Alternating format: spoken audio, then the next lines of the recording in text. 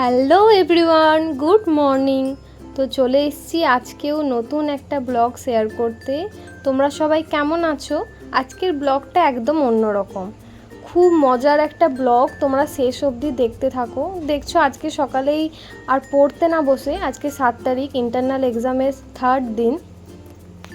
তো আমি সকাল 6টায় উঠেই প্রথমেই আগে সমস্ত ভেজিসগুলো কেটে নিয়েছি, তারপর চিকেনগুলো ভালো করে ধুয়ে একদম ছোট্ট ছোট্ট পিস করে নিয়েছি।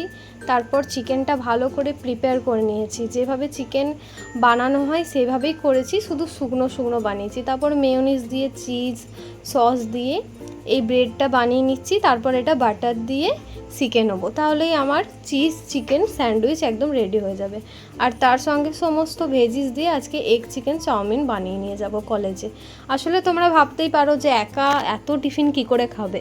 আজকে আমি একটু আমার বন্ধুদের জন্য বানিয়ে নিয়ে যাচ্ছি। আমি যেহেতু এখানে একা থাকি পিজিতে, তো ওদের রিকোয়েস্ট আমি এখানে একাই রান্না করে খাবার খাই, যে আমার হাতের রান্না খাবে। তো দেখলাম কলেজ তো শেষ হয়েই আসছে, তো ওদেরকে একটু আমার হাতের রান্না খাইয়ে দিই। এর আগে একবার আমি মাছের টক আর আলুর দম বানিয়ে নিয়ে গেছিলাম, তো সেসব বানিয়ে নিয়ে এখন কলেজ চলে এসেছি।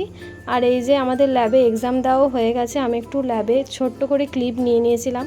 আর এখন যাচ্ছি ক্লাসে। সবার জন্য যে এগ চিকেন চাউমিনটা বানিয়ে এনেছিলাম আর চিজ চিকেন স্যান্ডউইচ, সেটা সবাইকে দেবো।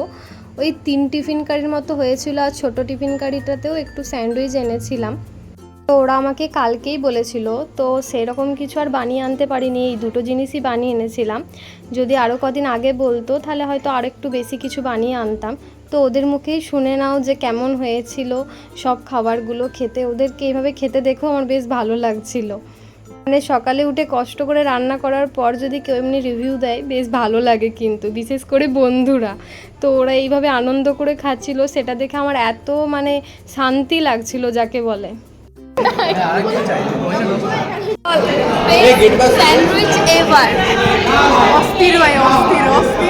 আজকের জন্য এটুকুই। আবার খুব তাড়াতাড়ি এই ভিডিওর নেক্সট পার্ট নিয়ে আসছি। টাটা।